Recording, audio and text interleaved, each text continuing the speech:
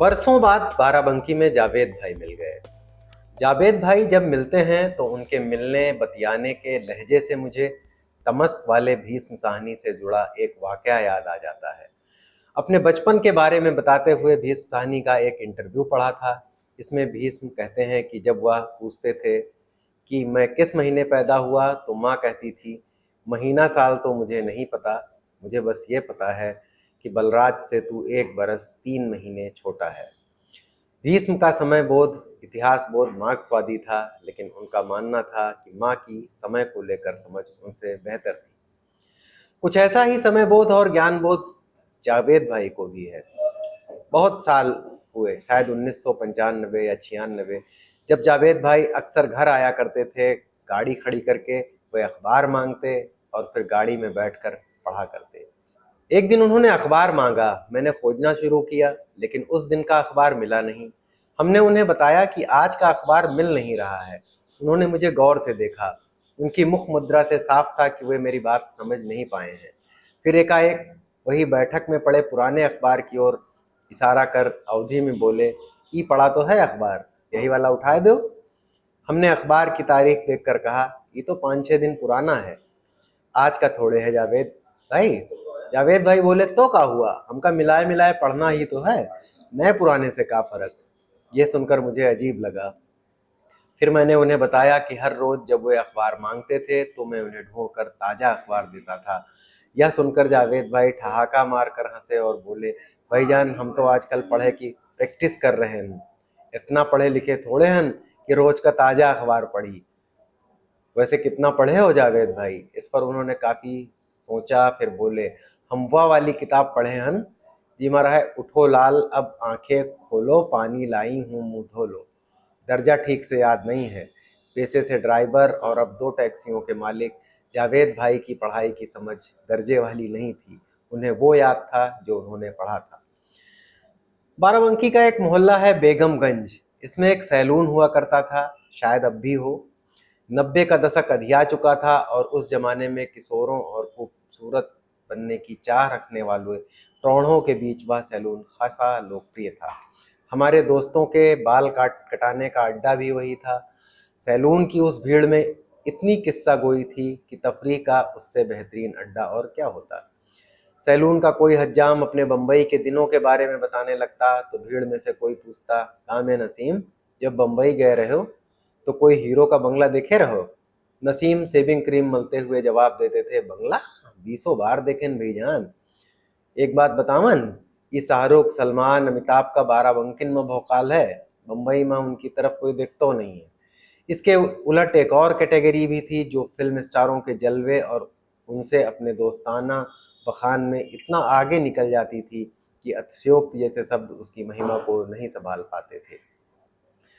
ऐसे ही किसी कारीगर का वर्णन जब अलंकार के बंधन से मुक्त होकर निर्बाध विचरण करने लगता तो उसके किसी वरिष्ठ की आवाज आती, भाईजान यू गधा है, इससे तफरी ना लो, नहीं कोनो कस्टमर की दाढ़ी वाढ़ी काट दे है। साले ई काहे नहीं बतावत हो कि मसौली से तुम्हारे बाप जब तुमका गरियाए के भगाइन तब बम्बई गए, वहाँ कुछ नहीं उखड़ा तो हियाँ दाढ़ी बनाए रहे हो। उस्ताद के इस व्यवहार से उत्साही और बदकुच्चन हज्जामों का खेमा हतोत्साहित हो जाता और सैलून में कुछ देर के लिए चुप्पी छा जाती। लेकिन सिलसिला टूटता नहीं था। फिर शहर के ट्यूशन कोचिंग में हाल फिलहाल में हुए सारे झगड़ों के बारे में बात होती और इस बात का भी विश्लेषण होता कि इस समय शहर के इन झगड़ों में कौन सा दादा प्रभावी है। दादा लोग भी उस सैलून पर आते जाते रहते थे तो उनके उत्थान पतन पर भी समय समय पर चर्चा हो जाती थी। सैलून क्या था? शहर की आकाशवाणी का स्थानीय केंद्र था। उसी सैलून का एक और किस्सा। एक साहब रिक्शे से उतरे, बैसाखी का सहारा लेकर। उतरते ही उनकी तरफ कई सलाम उछले। हम लोग समझ गए कि कोई खास मुअज़्ज़िज़ आदमी होंगे। आते ही महफिल हज़ाम पर वे हावी हो गए और सब खामोशी से उन्हें सुनने लगे। एक ने पूछ लिया, अंकल जी पैर में क्या हुआ? सवाल थोड़ा अटपटा था, लेकिन उस जिंदादिल शख्स ने ठहासे लगाकर स्थानीय आकाशवाणी का माहौल फिर सामान्य कर दिया और बोले, बेटे बड़ी लंबी कहानी है।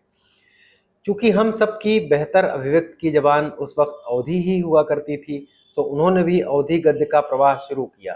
5 बरस से ऊपर हो गए बेटा, लखनऊ से आवत रहन बुलेट मोटरसाइकिल से, सफेदा के पास न जाने का अब हुआ, ट्रक वाले से भिड़ गए। फिर कुछ पता नहीं, लड़के रिश्तेदार ले जाए के मेडिकल कॉलेज पटकिन, वहाँ बेहोश हुई गए, पता नहीं चला कि का भवा। होश आवा तो देखें बेगम लड़के सब परेशान हैं, बड़े डॉक्टर हमरे बड़े लौंडे का कुछ समझाए रहे। हम समझ गए कि कुछ मामला गड़बड़ भवा। डॉक्टर खसका तो हम लड़के का बुलाए के पूछा का बात है, उके बोल न फूटे। हम कहा बताइयो कि उठाई डंडा, तब बोला कहा थे कि पाँव काटे कपरी है, जहर फैल गवा है। बेगम हमरी बुकारा फोर कर रोए, एक झटका सा हमोक लगा, लेकिन फिर 1 मिनट में संभल गए और बोले तो इमा कौन बात है, डॉक्टर को बुलाओ, देर कौन बात की, जौन पाँव जहरीला होगा उका काट के अलग करो फौरन। उसके बाद ऑपरेशन हुआ, पैर कट गवा। बहुत हिम्मती हो चचा आप। चचा इससे प्रभावित हुए बिना बोले अब के आगे सुनो। जब हमका होश आवा तो हम बेचैन तुरंत लड़के से पूछा जो हमारी टांग कटी है कहाँ है। लड़का कहे हुई है कहूँ पता नहीं। हम फौरन कहा जाहिल हो का, तुरंत कटी टांग का पता लगाओ। फिर किसी मासूम का सवाल आता टांग का क्या करते अंकल जी। खड़ी बोली में हुए सवाल का जवाब खड़ी बोली में आया, यही सवाल तो हमारे बेटे ने भी किया था, लेकिन फिर उन्होंने अवधि की शरण ले ली। बतावत हन का है। बड़ा लड़का 1 घंटा भटका, फिर हमरा कटा पैर लेके एक पॉलीथीन में आवा। फिर हम सोचे लौंडे हमारी बात समझें न समझें, इसलिए बेगम का बुलाएं और मेडिकल कॉलेज के बड़े डॉक्टर साहब के सामने कहा बेगम सुनो, ई कटे पैर का अपने बड़े गांव वाले कब्रिस्तान में दफनवा दो, और हाँ तुम खुद गांव में बोल के पक्का कराओ, आजकल के लड़कन का कोनो भरोसा नहीं। डॉक्टर पूछने लगे अरे मियाँ ई कटी टांग का काहे दफनवा रहे हो। तो हम कहें डॉक्टर साहब आजकल के लड़कन का लगी है दूसरी हवा, दीन ईमान की बात समझ में नहीं आवत, अगर बदन से कोई अंग अलग हो जाए तो उसे फौरन दफन कर देना चाहिए। कुरान शरीफ में सफ़ा सफ़ा लिखा है कि क़यामत के रोज़ ऊपर वाले के पास तुम वैसे न जई हो जैसे दफन किए जई हो। अब अगर ये पाँव का ऐसी वैसी फेंक दिया गया तो क़यामत के रोज़ जब हमरा नाम पुकारा जाइए तो का हम खुदा के पास लंगड़े लंगड़े जइबा, और हुआ अल्लाह मियाँ पूछ बैठे कि तुमका तो दोनों टांग दिए रहन, तुम लंगड़े लंगड़े काहे आए रहे हो। तो समझ में आई बात बेटा। क़यामत के रोज़ अल्लाह मियाँ के पास दोनों पाँव से जाए के लिए ज़रूरी है कि पाँव दफन किया जाए। उन्होंने यह भी बताया कि डॉक्टर उनकी बात सुन के खूब हंसे, हम लोग भी हंस ही पड़े थे।